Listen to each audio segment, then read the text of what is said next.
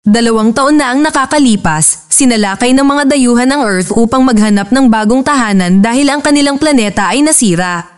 Hinuli nila ang mga tao bilang mga alipin at nagsimulang gumawa ng napakadelikadong armas. Sa Australia, isang grupo ng mga nakaligtas ang lumaban at pinalaya ang kanilang mga pamilya mula sa pagkaalipin. Ninakaw din nila ang bioweapon ng dayuhan sa tulong ng militar. Noong araw na iyon ay nakipagkaibigan sila sa ilang dayuhan na sumang-ayon na tulungan ang mga tao na labanan ng kanilang mga amo kapalit ng isang lugar na matutuluyan. Sa kasalukuyan, ang Sydney ay muling nakuha ng mga dayuhan at sinusubukan ng Australian team na bawiin ito. Mayroong mga pagsabog sa lahat ng dako salamat sa mga dayuhang puwersa na sumasakop sa parehong lupa at sa himpapawid ng sabay-sabay na may mga tropa na naglalakad at mga sasakyang panghimpapawid na naghuhulog ng mga bomba. Ilang araw nang hawak ng mga sundalo ang posisyon na ito, ngunit malinaw na sa pangalawa ay dumarami ang natatalo sa mga squad. Samantala, sa alien colony sa Western Sydney, isang pangkat ng mga survivors na pinamumunuan ni Matt ang dumadaan sa mga imbornal upang pumasok sa malaking alien ship salamat sa lihim na intel na ibinahagi ng isang alien na kaalyado. Kapag nakumpirma nilang nasa loob na sila, ipinadala ng militar ang kanilang mga jet na nagpaputok sa alien ship bilang isang kaguluhan. Ang mga dayuhan ay agad na nagpadala ng mas maraming sasakyang panghimpapawid upang makisali sa labanan sa himpapawid. Pumasok ang koponan ni Matt sa loob ng barko at pinagbabaril ng ilang alien na nagpapanggap na mga gwardya ang kanilang mga kasama dahil sila ay nasa panig ng mga tao. Habang nagbabarilan ang mga dayuhan sa isa't isa, si Matt at ang kanyang mga tauhan ay nakahanap ng hawla at binuksan ito para iligtas ang isang grupo ng mga taong bilanggo. Agad na dinala ng team ang mga bilanggo ngunit nanatili si Matt nang mapansin din niya ang 3 alien na bata. Pagkatapos ng ilang pag-aatubili, nagpasya siyang huwag barilin ang mga ito at bumalik sa laban. Habang siya ay bumabaril ng higit pang mga kaaway, pumasok si Matt sa control room. Hindi alam na ang mga jet ay nagpapadala ng mga babala tungkol sa isang papasok na pag-atake.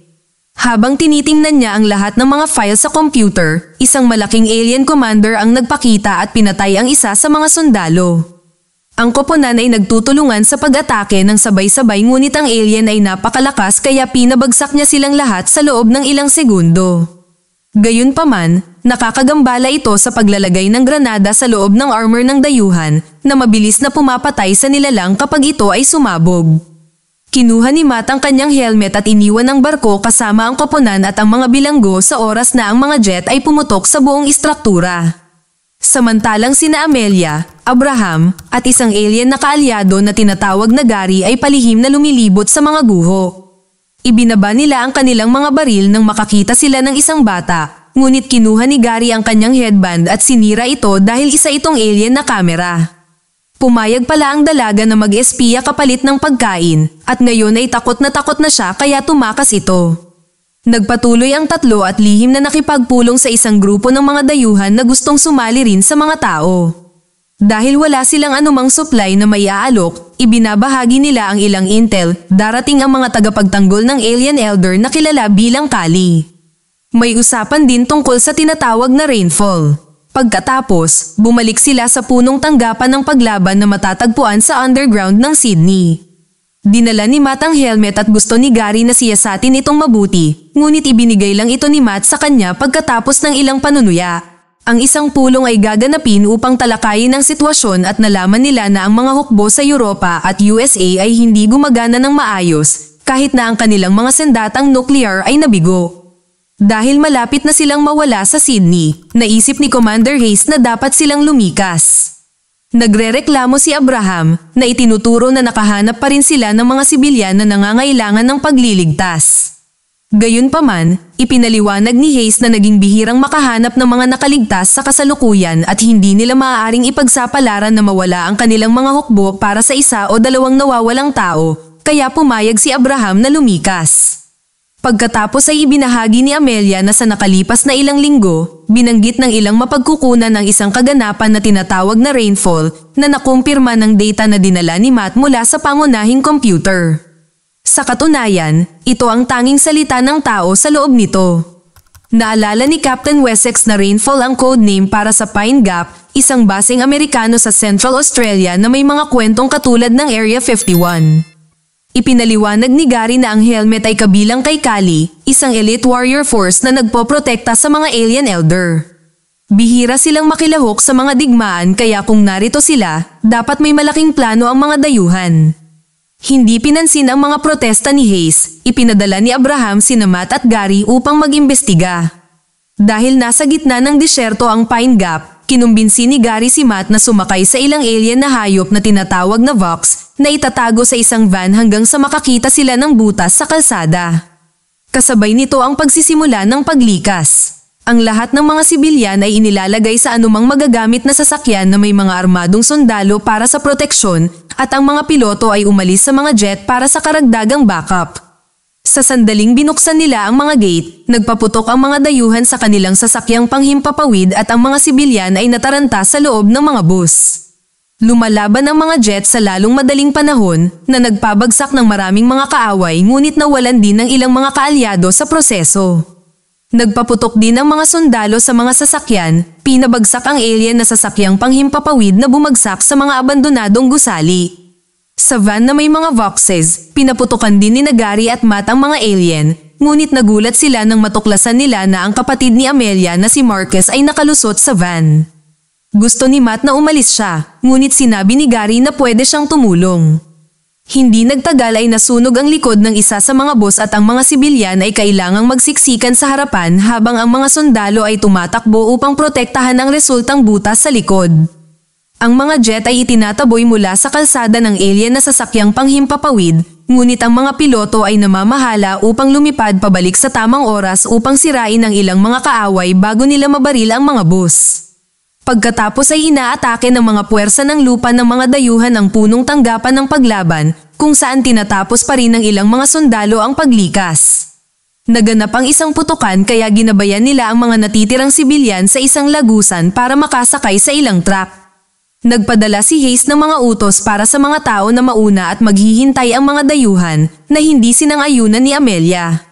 Biglang isang pagsabog ang nagpayanig sa lagusan at ang kisame ay nagsimulang gumuho bago ang pangalawang pagsabog sa pasukan ay nagpahayag ng pagdating ng mga dayuhan. Nagpapatuloy ang labanan habang sinusubukan ng mga sundalo ang kanilang makakaya upang protektahan ang mga tumatakbong sibilyan sa pamamagitan ng pagbaril sa kalaban.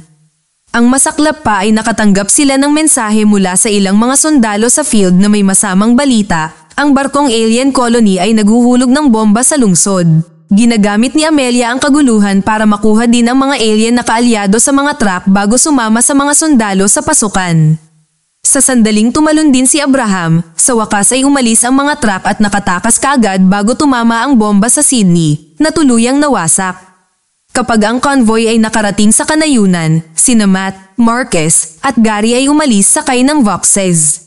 Sa kanilang paglalakbay, nakikita nila ang maraming nahulog na mga spaceship at alien na istruktura. Ang iba pang mga sasakyan ay nakarating sa isang base militar sa Blue Mountains, kung saan ang lahat ng mga alien na kaalyado ay hiwalay sa mga tao para sa pag-verify. Si Hayes ang namamahala sa base na ito at binibigyan niya ng tour ang grupo ni Amelia. Ang base ay isang military research complex mula noong 50s na dating nagtataglay ng mga classified projects hanggang sa ito ay pinatibay para sa digmaan. May mga medical bay, hydroelectric power, at kahit isang buong fleet ng mga jet. Inihayag din ni Hayes na gumagamit sila ng alien na teknolohiya upang i-upgrade ang mga eroplano ng mga tao, umaasa para sa isang mas patas na laban. Samantala, natuklasan ng grupo ni Matt ang isang grupo ng mga tao na tumatakbo sa isang field habang hinahabol sila ng alien aircraft at pinagbabaril sila upang patayin. Gusto silang tulungan ni Marcus, ngunit wala silang kakayahan. Napansin nilang ang mga bantay ay may mga lumilipad na sasakyan kaya pinuntahan sila ni Gary. Sa sandaling magambala ang mga gwardya, nagpaputok si Matt at sinamahan siya ni Gary, mabilis na pinabagsak ang mga gwardya. Pagkatapos ay isinaaktibo ni Gary ang sistema ng kotse at sumakay si Marcus sa kanyon upang simulan ang pagbaril sa sasakyang panghimpapawid. Dumating ang mga mapanganib na mga sundalo ni Kali kaya umalis si Gary at naisip ni Matt na siya ay inabandona, ngunit ang sasakyan ng kaaway ay lumipad sa itaas niya at nagawa niyang hawakan ito. Ang sasakyang panghimpapawid sa lalong madaling panahon ay sumali sa paghabol at kahit na napunta ang isang shot sa kotse ni Gary, ngunit hindi ito nagdudulot ng anumang pinsala. Habang si Marcus ay patuloy na pinagbabaril sila at nagawa silang pabagsakin, ang isa pang sasakyan ay naabutan sila at sinimulang hagupitin ang kay Gary na binilisan upang subukang iwan ito. Pinaputukan din sila ng alien sa kabilang sasakyan, kaya umakyat si Matt sa ibabaw nito para labanan ang nilalang. Nagpalitan sila ng ilang pag-atake at halos itulak ng alien si Matt palabas ng kotse, ngunit sa sandaling iyon ay nagawa niyang buksan ang tuktok ng hatch. Muli itong isinara ng alien upang alisin siya kasabay ng pagbaril ni Marcus sa alien sa canyon na binigyan ng ilang oras si Matt. Nagpatuloy ang laban at naglagay ng pampasabog ang alien sa dibdib ni Matt, ngunit binuksan lang niya ulit ang hatch at ibinato ang pampasabog sa alien. Pagkatapos ay tumalon siya kaagad sa kotse bago ito sumabog. Sa kasamaang palad, ang dayuhan ay nakaligtas sa pag-crash at bumalik upang magpatuloy sa pakikipaglaban kay Matt. Hinawakan ng nilalang ang kanyang mukha at sinubukang itulak ito patungo sa mga thrusters ng kotse, ngunit sa sandaling iyon ay tumatakbo ang Vox at pinatumba ang alien bago siya kainin. Si Matt ay sinundo ni na Marcus at Gary na ibinahagi na ang mga alien dito ay naghahanap din ng rainfall. Sa base, napagtanto ni na Amelia at Dennis na ilang araw na nilang hindi nakikita ang palakaibigang alien, kaya tinanong nila ang pilot girlfriend ni Dennis tungkol dito. Gayunpaman, ipinagtatanggol niya ang protocol ni Hayes at sinabing hindi lahat ay nakikipaglaban para sa kapayapaan. Pagkaalis niya, isiniwalat ni Dennis na ninakaw niya ang kanyang security pass. Inabala niya ang mga gwardya at si Amelia ay nakalusot sa restricted area. Nakahanap siya ng malaking lab at sa loob ng tent, naroon ang bioweapon na kinuha ni Matt 2 taon na ang nakakaraan. Sinabi ni Amelia kay Dennis kung ano ang nahanap niya sa radyo, ngunit pagkatapos ay kailangan niyang tumakbo dahil nagsisimula ng mapuno ng gas ang tent.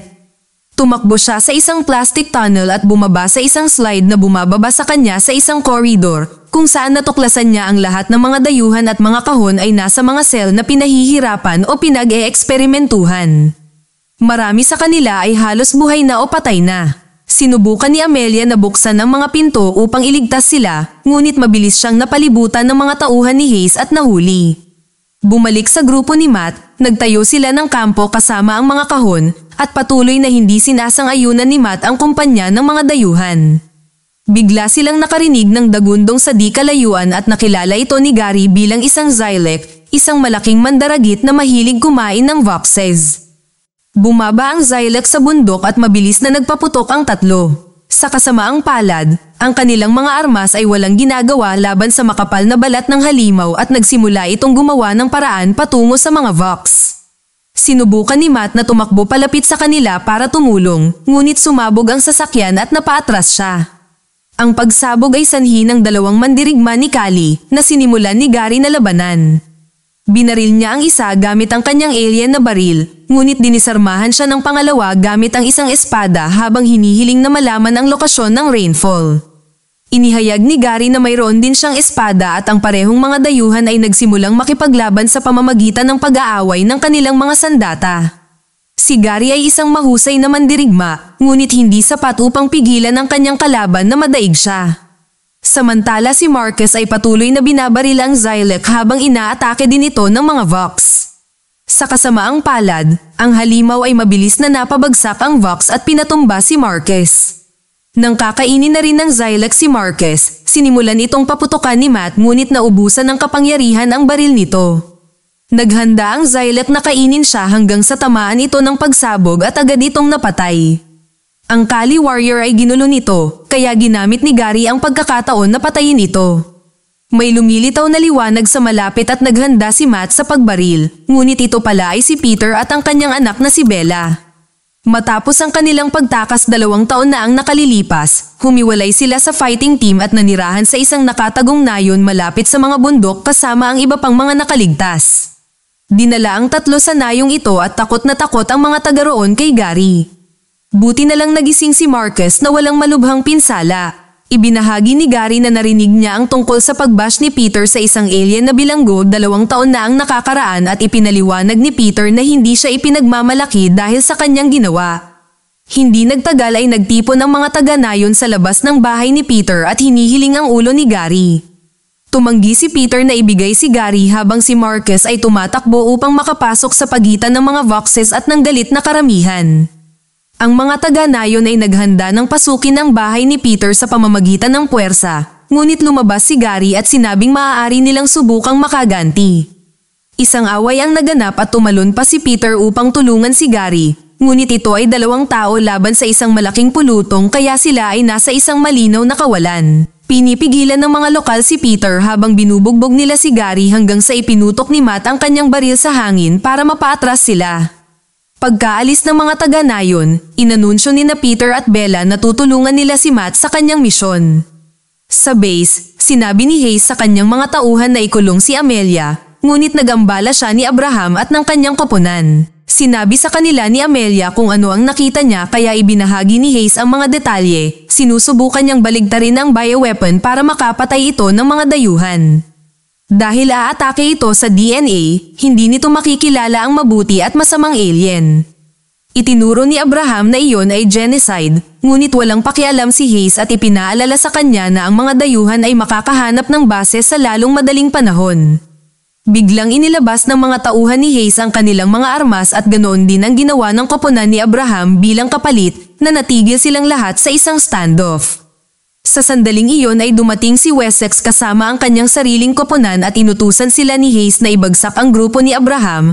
Gayunpaman, nang marinig ni Wessex ang tungkol sa plano ng genocide, sinabihan niya ang kanyang mga tauhan na hulihin si Hayes na nag-iiwan kay Abraham sa pamumuno.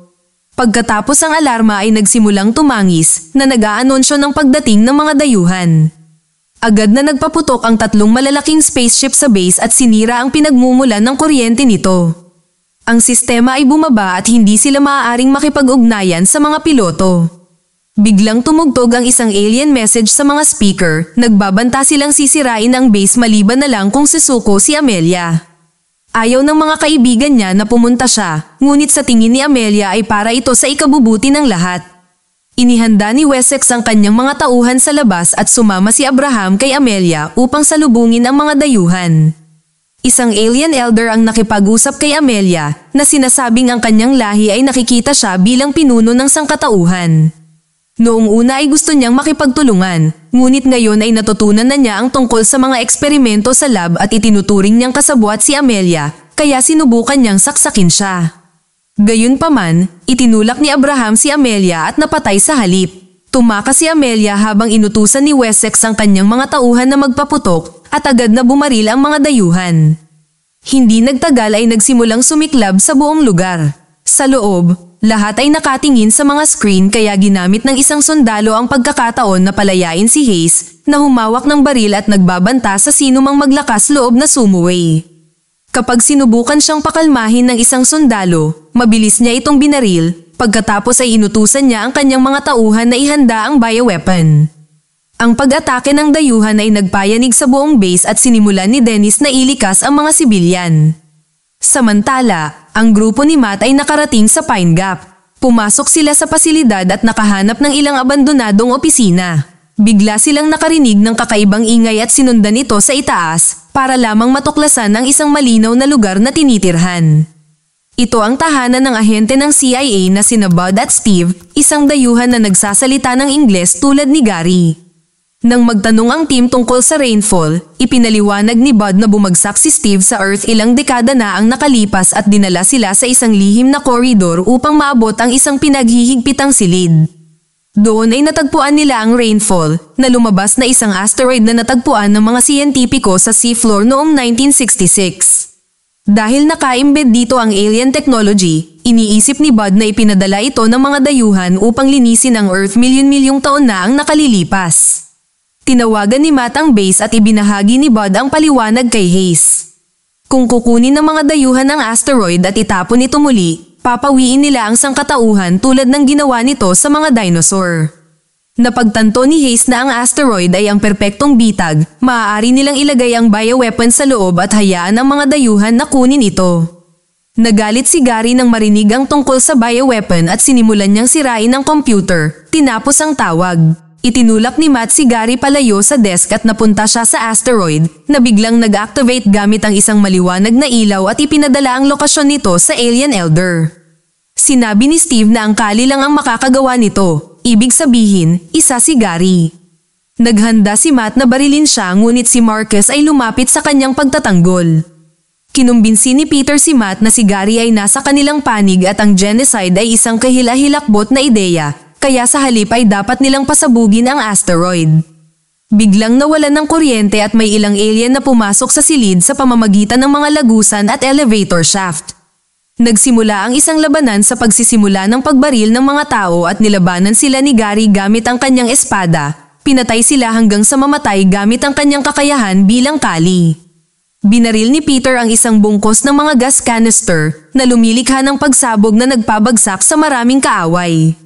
Gaano man karami ang kanilang napatay, mas maraming alien ang patuloy na dumarating, kaya nagpa siya ang koponan na tumakbo at unahin ang pagsira sa asteroid.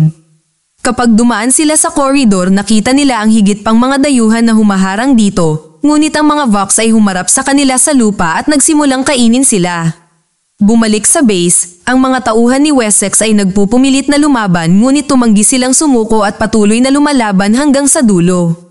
Ang mga jet ay lumabas at nagsimulang ibagsak ang mga dayuhang sasakyang panghimpapawid na may normal na armas, ngunit mayroon din silang mga missile na may bioweapon na naghihintay sa tamang sandali.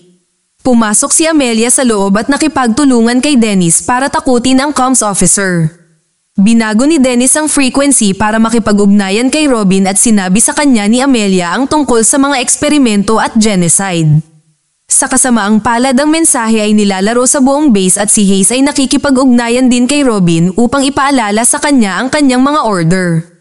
Nagpa siya si Robin na umatras at sinabihan ang kanyang mga kapwa-piloto na gawin din ito, ngunit isang sundalo na tapat kay Hayes ang nauna at nagpaputok ng missile sa isa sa mga malalaking barkong dayuhan.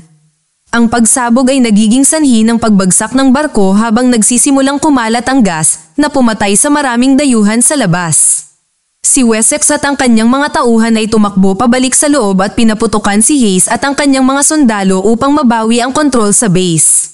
Gayunpaman, nakatakas si Hayes sa pamamagitan ng isang pinto sa likod at iniwan ang kanyang mga tauhan upang lumaban. Nakarating siya sa underground lab kung saan nalaman niyang magtatagal ang gas bago makarating sa mga cell. Sa comms room, sina Amelia at Dennis ay natagpuan ng mga sundalo at natigil sa labanan ng baril. Nagboluntaryo si Dennis na manatili bilang isang distraction at tumakbo rin si Amelia sa mga lab kung saan mabilis niyang pinatumba ang isang scientist. Pagkatapos ay hinarap niya si Hayes na nagsimulang bugbugin siya. Hinampas siya ni Amelia ng tangke ng gas at sinubukang abutin ang console para lang simulan ni Hayes na sakalin siya. Malapit pa rin siya sa mga pindutan para pindutin ang isa at inilabas ang gas sa tent. Naubos niya ito at nilock ang pinto, naiwan si Hayes na mamatay sa pagka-suffocation.